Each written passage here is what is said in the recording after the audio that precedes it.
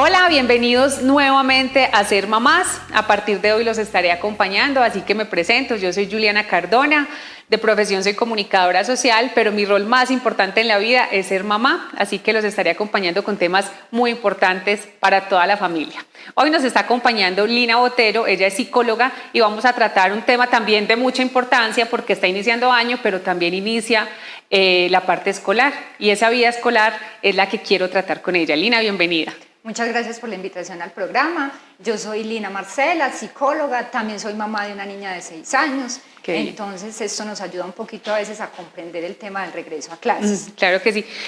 Tema importante, entonces, la vida escolar, ¿cómo es importante el acompañamiento desde casa para empezar a estudiar, Lina? Bueno, el rol de la familia es súper importante en el acompañamiento a los niños y niñas en este inicio o regreso a clases. Digo inicio porque puede ser aquellos niños que van a iniciar por primera vez su escuela, ¿cierto? Entonces se requiere de un acompañamiento especial, por decirlo así, donde es importante que la familia le pregunte al niño cómo se siente, qué temores tiene para ir a la escuela, qué es lo que más le gustaría, qué no le gustaría, a qué tiene miedo, ¿cierto?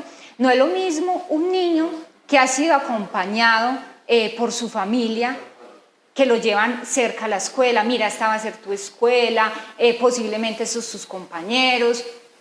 Cuando entres a la escuela nos vamos a demorar tantos minutos en llegar o vamos a coger bus. Entonces el niño ya está familiarizado, ya se va haciendo una idea de lo que va a ser ese entorno escolar. ¿Qué inconvenientes se pueden presentar de pronto en la parte emocional o física también del niño? ¿Cómo se puede ver reflejado un inconveniente, digamos?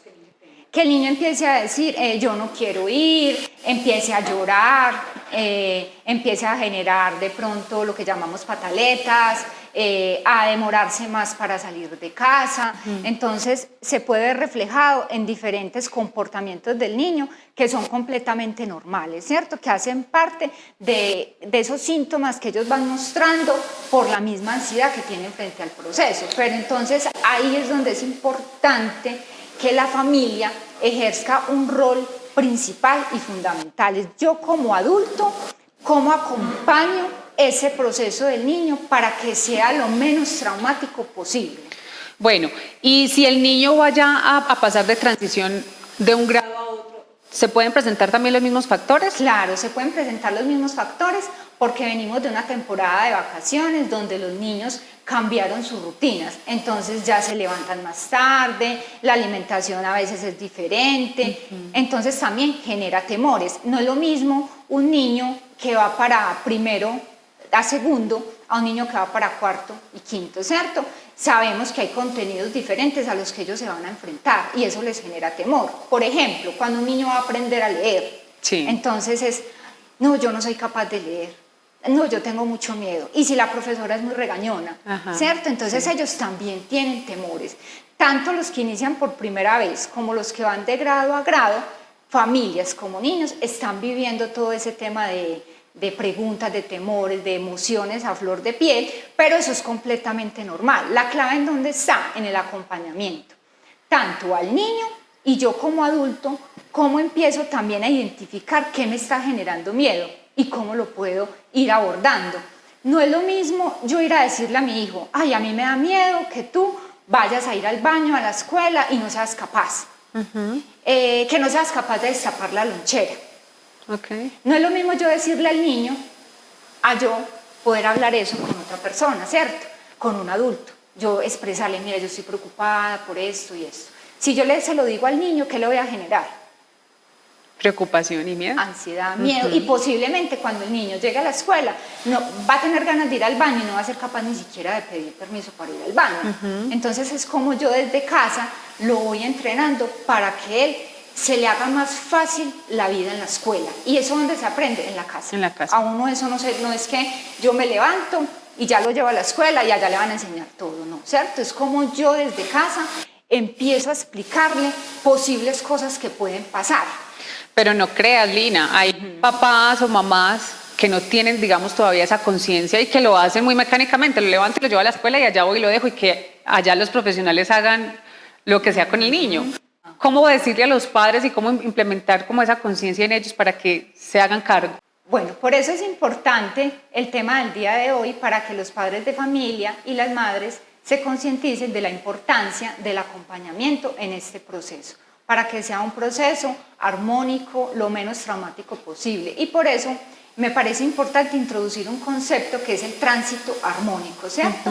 La palabra tránsito, como nos lo dice, es transitar de un lado al otro, de un lugar a otro, de un proceso a otro. Por ejemplo, yo hoy estoy en este trabajo, pero en 8 días voy a pasar a otro trabajo, voy a transitar a otro trabajo con otras condiciones diferentes, con otras exigencias diferentes. Entonces, ¿cómo yo vivo? ¿Cómo me preparo para iniciar esa nueva etapa, para afrontar esas nuevas exigencias? Entonces, esa sería como la idea con los padres de familia, que seamos tan conscientes de ese proceso para que los podamos acompañar de la mejor manera. Sí, porque no nos digamos mentiras, hay algunos padres, papás y mamás que vemos la escuela como un salvavidas. Ay, ya voy a entrar a estudiar, qué bueno porque ya voy a tener mi tiempo, voy a poder respirar, Entonces se torna un poco estresante el tema porque no lo está haciendo tanto por gusto, sino como por necesidad que necesito ir a dejarlo en la escuela. Todo eso lo ve el niño, ¿cierto? Todo eso lo siente. Es un grave error, ¿cierto? Pensar que los niños son como objetos que vamos y los ponemos allí y que ya entonces por sí solos ellos se deben de desarrollar. No podemos olvidar de que somos esa persona significativa para ellos, que somos ese adulto en el que él confía, en el que él sabe que me está acompañando, pero entonces, ¿de qué manera me está acompañando? Por eso es tan importante uno como madre hablar con otras personas que están viviendo el mismo proceso. Eso ayuda un poquitico a suavizar la emoción. Y sabes también que es importante, que lo he notado ahora como mamá. Yo soy nueva en todo esto, mi niño apenas tiene 3 años, pero también he notado a las mamás que hablan delante de los niños y dicen, ay, ya va a entrar a la escuela. Qué bueno porque me tiene cansada. Entonces el niño está asimilando toda esa información, entonces el niño obviamente se bajonea, se pone triste, como que dice, bueno, ¿qué? ¿Soy un encarte en mi casa o qué pasa? ¿Sí me entiendes?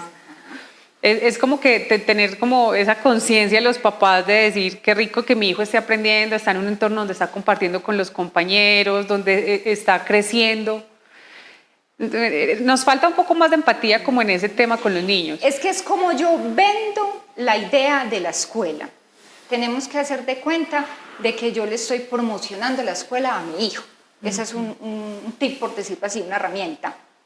Si yo le digo a mi hijo, mira, la escuela es un lugar divertido, donde vas a aprender a leer, donde vas a dibujar cosas muy hermosas, donde vas a conocer muchas cosas divertidas, yo le estoy vendiendo la idea de que es un lugar ¿qué?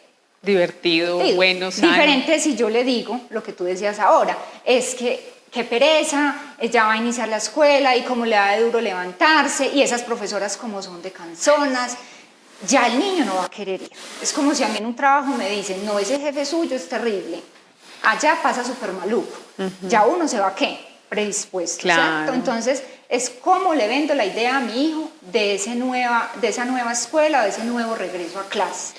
Si bien hay cosas que son difíciles en la vida y que nos da pereza, porque claro, veníamos de unas vacaciones donde estábamos en otras actividades en familia, pero también es que el niño entienda de que hay cosas que a veces son difíciles en la vida, pero que hay que afrontarlas y que hay que hacerlas, ¿cierto? Ok, ahí podría caber el tema de pronto que el niño no tenga tantas ganas de ir, que le hayan fomentado esa pereza en casa, eso no tan bueno, que el niño de pronto empiece como a manifestarlo en otros compañeros con agresividad, de pronto bullying, ¿puede caber el tema ahí? Claro, todo eso cabe, ¿cierto? Yo en la escuela también pongo parte de lo que aprendo en la casa. Okay. Yo en la escuela también reflejo eso que en mi casa no ha sido acompañado. Entonces sí, se puede ver así. O sea, mi mamá dice, la escuela es maluca, es aburrida, entonces yo también, mis compañeros no, qué pereza, entonces empiezo también a ser agresivo en el colegio. Ajá. Ok, ¿y cómo entra en la parte de acompañamiento profesional ya ahí en ese tema? El acompañamiento profesional en gran parte es corresponsabilidad de las entidades de primera infancia, es decir, los centros de desarrollo infantil donde han estado los niños antes de pasar al grado de transición. Los CDIs, los hogares infantiles, todas esas instituciones que van previas a la escuela. Sin embargo, eso hace parte de corresponsabilidad, pero la familia es la que hace el trabajo más grande para ese acompañamiento. El profesional no le va a enseñar al niño cómo destapar la lonchera, cómo ir al baño, que son habilidades que se ganan en donde y se aprenden en la casa, ¿cierto? Entonces tengamos muy en cuenta que por un lado va ese apoyo profesional, pero que gran parte del éxito o no éxito de los niños en la escuela depende de ese acompañamiento que yo como familia les estoy brindando. Que es que yo no soy profesor, que yo no soy psicólogo, que yo no soy orientador. No se necesita ser profesional para acompañar a un niño en el proceso de inicio a clases. Se necesita tener algo que es muy importante y muy básico y es la empatía. Cómo yo me pongo en el lugar del otro. Cómo me hubiera gustado a mí como mamá que me hubieran acompañado en ese primer grado, en ese segundo, en ese tercero, en ese cuarto, frente a todos los miedos que cada grado trae, ¿cierto? Cómo me hubiera gustado. Ok, pero entonces todas las instituciones tienen el acompañamiento profesional. Cuando digo acompañamiento profesional es psicológico. Todas las instituciones lo tienen. Los centros de desarrollo infantil tienen acompañamiento desde psicología y desde nutrición y pedagogía. Ya escuela, no. La escuela también tiene el acompañamiento psicológico, pero no ese acompañamiento en ese proceso de tránsito que yo les decía ahorita, ¿cierto? Estas instituciones nos acompañan a las familias y a los niños en ese tránsito a la escuela, pero ya en la escuela ese proceso de tránsito de grado a grado es un trabajo que va más que todo desde casa. ¿Y cuándo acudir a ese acompañamiento profesional? Por ejemplo, ¿en qué caso es extremo? Si yo siento que, por ejemplo, el niño está llorando todos los días, pero todos los días es decir que lleva 15 días llorando, no es que lloró 2 días y entonces ya es grave, no, porque hace parte normal de su emoción y de volverse a adaptar a otras rutinas nuevas. Bueno, entonces, para redondear todas estas ideas, el tema de la empatía para volver los niños a clases o en el caso de que los niños apenas vayan a iniciar. Ahí es importante tener en cuenta el concepto que les decía inicialmente del tránsito, cómo yo acompaño en ese proceso de pasar a un grado, de pasar a una nueva etapa. No es ir adelante ni ir atrás del niño, es ir al lado de él. En ese sentido ya estoy siendo empático cuando le pregunto cómo te sientes, cuando valido su emoción, es que es normal que te sientas triste, pero ya verás que con el pasar de los días va a ser mucho mejor. Si yo le coloco ejemplos de que a veces a mí me dio duro empezar un trabajo, pero después fue muy satisfactorio. Entonces la empatía parte mucho desde eso, desde ponerme en el lugar del otro. En el lugar de nuestros niños, porque nuestros niños son lo que ven en casa y ellos llevan a la escuela lo que nosotros le enseñamos en la casa. Y nada, ya regresamos, vamos a una pausa comercial y ya regresamos y seguimos hablando de toda esta vida escolar.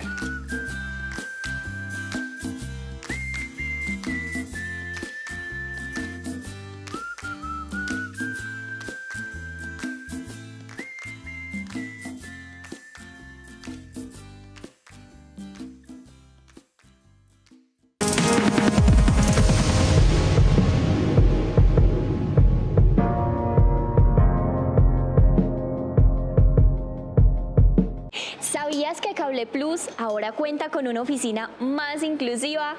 Porque pensamos en toda la comunidad guarneña y en seguirles ofreciendo un mejor servicio.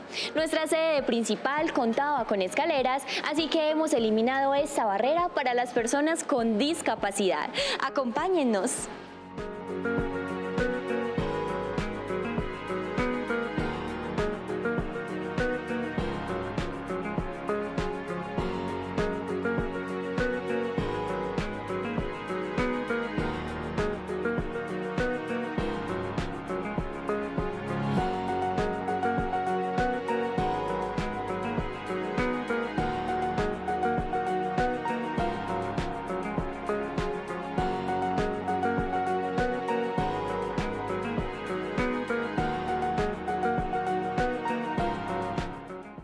Bienvenidos a nuestra nueva sede.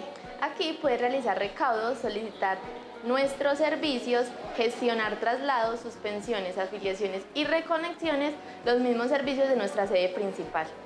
Así es, los esperamos aquí para atenderlos de la mejor manera, porque es un espacio para toda nuestra comunidad. Ven y visítanos.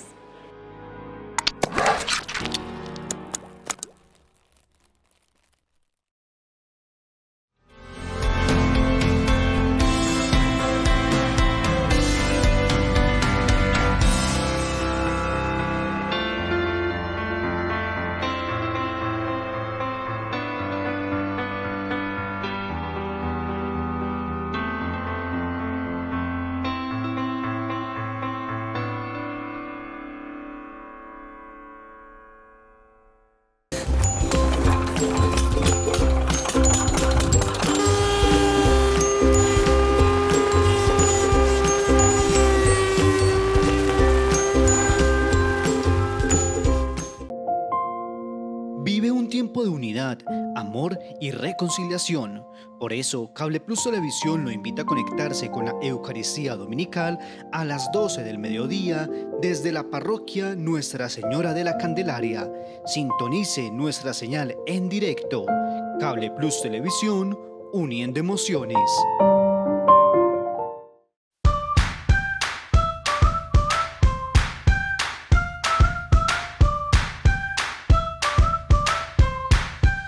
Estás viendo Cable Plus Televisión, uniendo emociones.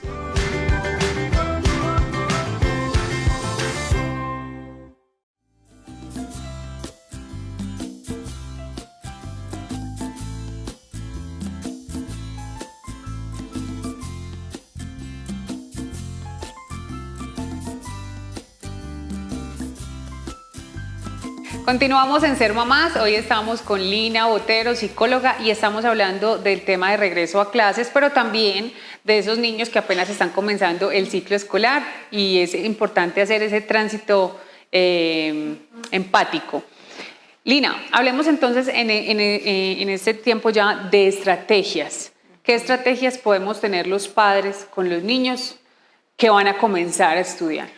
Bueno, una de las principales y que nos debemos de meter aquí en la cabecita es validar las emociones. Pero entonces, ¿qué es eso de validar? Es aceptar la emoción del niño y también aceptar la emoción de nosotros. Ay, sí. Porque claro, a veces las mamás también se sienten un poco angustiadas, se sienten tristes. Entonces es no decir, no, yo tan boba preocupada por eso, no. O que escucha a veces a las otras mamás, no, no te preocupes por eso, no. Es aceptar y validar de que yo me siento triste y que es completamente normal. Ahora, y no menos importante, sino más importante, en el niño, yo cómo valido la emoción. Mamá, es que me da miedo que los compañeritos me vayan a pegar. Mamá, me da miedo que la profesora sea muy regañona. O que el día antes está llorando. Mira, fulanito, yo te entiendo que estás llorando, que estás triste, pero lo vamos a lograr juntos, vas a estar un poquito así, pero ya más tarde te vas a sentir mejor, yo te voy a dar un beso mágico hasta Sí. que te recoja. Son cosas que desde la misma ilusión a los niños les genera tranquilidad en su emoción, ¿cierto? Es, por ejemplo, si llega una amiga suya y le dice, mira, está triste, llorando porque le fue muy mal en el trabajo, y usted le dice, no, es que usted tan boba, llorando por eso, no, uno por esas pendejadas no llora. Le está minimizando lo que siente. ¿Cómo se sentiría usted? Mal. Así mismo se sienten los niños, se sienten mal, y sumado a que se sienten mal, jamás vuelven a expresar sus emociones. Entonces lo que hacemos es castrar esas emociones en ellos, reprimirlas y hacer que esas emociones se representen en algunos comportamientos no tan adaptativos.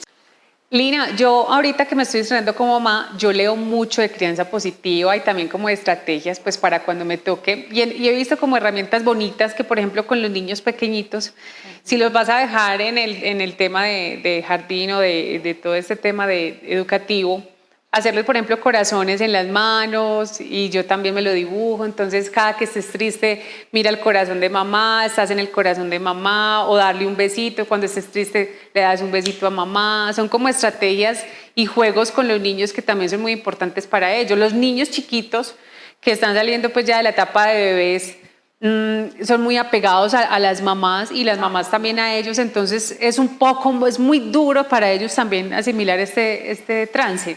Y esas estrategias son algo más suavizantes, ¿cierto? Nos ayudan a generar tranquilidad en los niños y en las niñas. Entonces, puede sonar a veces, no, pero yo cómo le voy a decir que un beso mágico.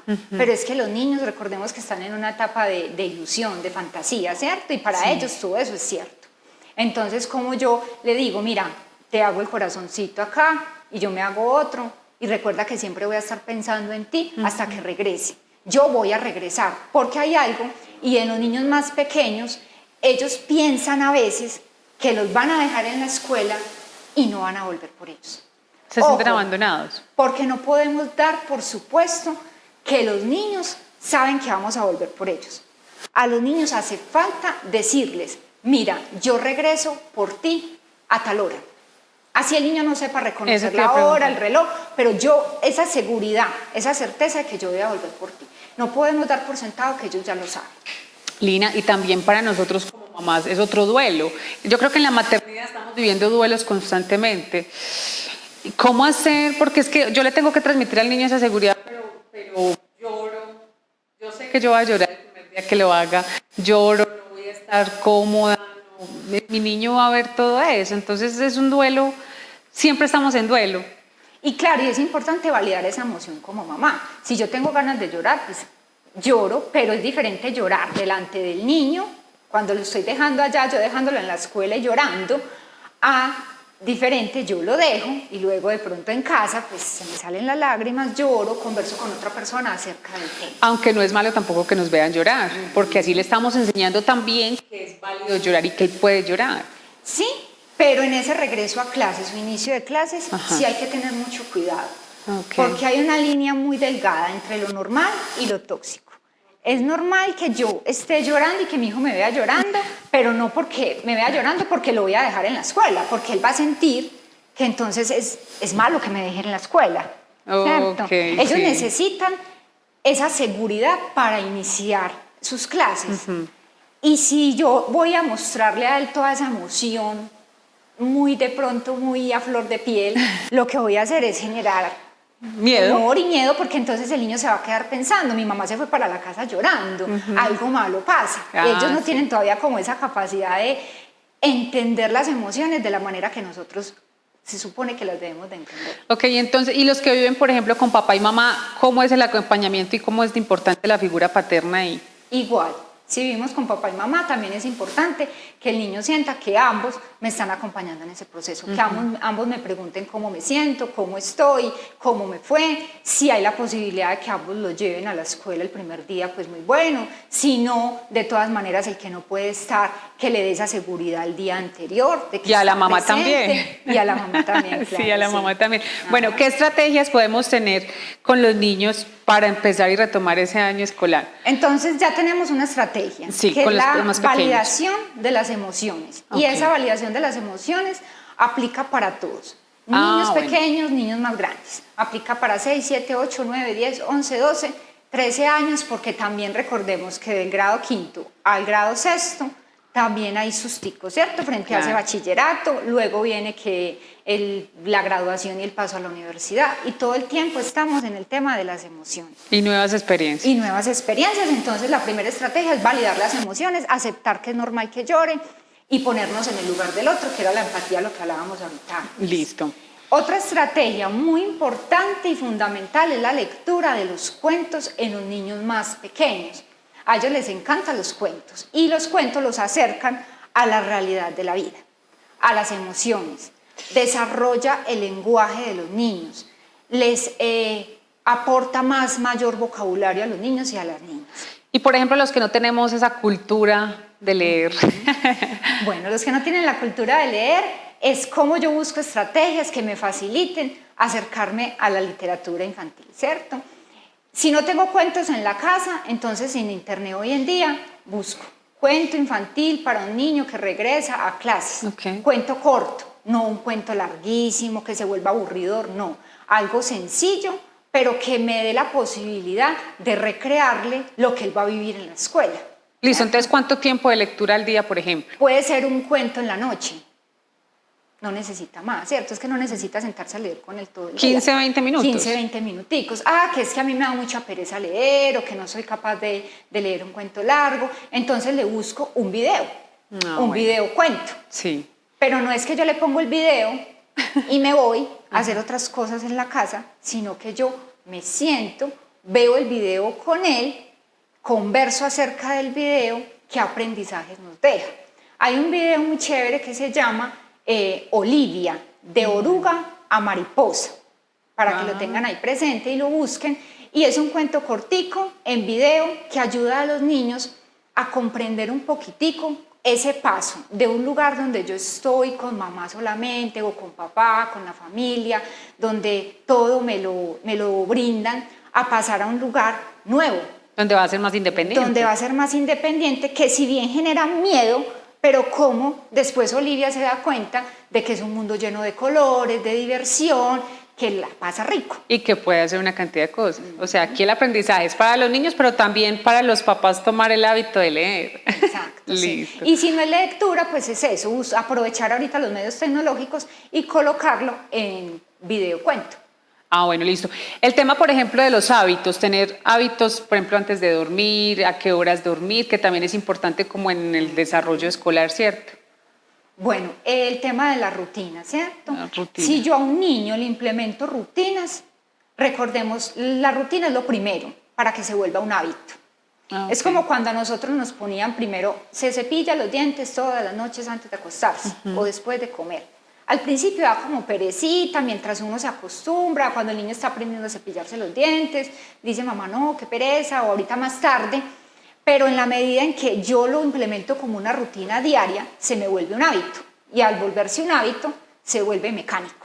Sí. Ya lo hago mecánicamente. Lo mismo pasa con el tema del horario de acostarse y del horario de levantarse. ¿Le ha pasado de pronto que uno no necesita poner el reloj y usted se despierta a la hora que es? Sí, ya, porque ya es como se vuelve como mecánico. Lo que llamamos el reloj biológico, Sí. ya se vuelve un hábito. Ok. Lo mismo pasa con el tema del horario para los niños. Venimos de vacaciones donde los niños no tenían ya esa rutina de acostarnos a tal hora y Sí. levantarnos a tal hora. Yo decirles un horario, esta hora se debe acostar, esta hora se debe levantar, no, porque eso depende De de cada la familia. hora en la que va a entrar a la escuela. Entonces nos tenemos que basar en esa hora. Ah, ¿A qué bueno. horas necesito salir de casa? Si yo necesito salir de casa a las 7 de la mañana, entonces debo de hacer la cuenta de que el niño me duerma más o menos entre 9 y 12 horas. Los niños de 6 años a 12 años deben de dormir de 9 a 12 horas. Entonces es más o menos yo como empiezo a equilibrar ese tiempo de sueño para que el niño se levante enérgico, se levante con ganas de salir, de bañarse, de organizarse. No, y además el rendimiento escolar no es el mismo si no duerme bien. Claro. Bueno, ¿y qué otras estrategias, por ejemplo, para los niños más grandecitos? Bueno, la estrategia de la rutina del sueño aplica para todos, porque hasta para uno cuando uno está en vacaciones, volver a coger otra vez esa rutina y ese hábito de levantarse a determinada hora es complejo. Entonces lo primero es eso, aplica para todos. Otra estrategia es el tema de trabajar la independencia. ¿Cómo yo en la casa hago ensayos para ese niño que va a ir a la escuela solito con su lonchera? Que eso es otro dolor de cabeza para los niños. Sí. Entonces, ¿y él cómo va a destapar allá las galletas si yo siempre se las destapo en la casa? ¿Cómo va a destapar, por ejemplo, una malta? Entonces yo en la casa puedo hacer ensayitos. Mira, las papitas se destapan así.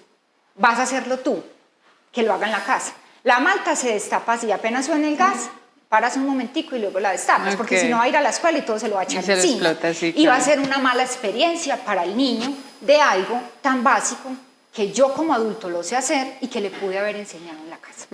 Temas demasiado importantes para nosotros que vamos a empezar con ese ciclo escolar y para los que ya están también para pasar de esa transición a otra. ¿Qué se nos queda importante como en el tintero, Lina? Reforzarle a los padres. Por último también el tema de la anticipación. Ok. Anticipar. Yo como le digo, mira, dentro de 2 días, dentro de 3 días vamos para la escuela, nos vamos a levantar a tal hora, yo sé que puede dar un poquito difícil, pero lo vamos a lograr. Primero se va a levantar, luego se va a bañar, luego se va a desayunar. O sea, cómo yo le anticipo la rutina del día anterior. Cuando a mí me anticipan cómo voy a hacer algo, es menos que traumático, es más tranquilo, Ajá. me genera seguridad. Y los niños necesitan seguridad. Estamos hablando de niños de 6, 7, 8, 9, 10, 11 años, hasta los A cualquier adultos. edad. A veces, casi siempre necesitamos que a veces también nos anticipen algunas cosas para estar más seguros y estar más tranquilos. Como la agenda, también el cronograma. Exacto. A esa hora hago el esto. cronograma, claro. Eso. Fundamental. Para no ir a lo desconocido. Me acuesto, mañana me levantan, me baño, no sé ni para dónde voy y me llevan a una escuela que nunca he visto. Bueno, mensaje para los papás, por favor, papás, seamos más simpáticos con los niños, hagamos como que nos hubiera gustado que hicieran nuestros padres cuando íbamos a entrar a la escuela, me hubiera gustado que me escucharan. ¿Qué necesitan nuestros hijos? Desde ahí empieza la empatía y también despertemos conciencia porque nuestros hijos nos necesitan, ellos están apenas explorando el mundo y van a salir a algo nuevo, así que mucho acompañamiento de los padres, mucho acompañamiento de los padres, Lina, ¿cierto? Sí, recordemos que somos acompañantes en ese camino de la vida y qué acompañante queremos ser, cómo queremos que nuestros hijos nos recuerden. Las figuras más importantes de la vida, papá y mamá. Si es una figura sana, los hijos van a estar sanos y van a ser exitosos completamente. Lina, muchísimas gracias. Muchas gracias a ustedes por la invitación. Te esperamos en una nueva oportunidad con muchos temas importantes aquí en el programa. Gracias. Muchísimas gracias a ustedes. Nos vemos en una próxima emisión de Ser Mamás. Hasta la próxima.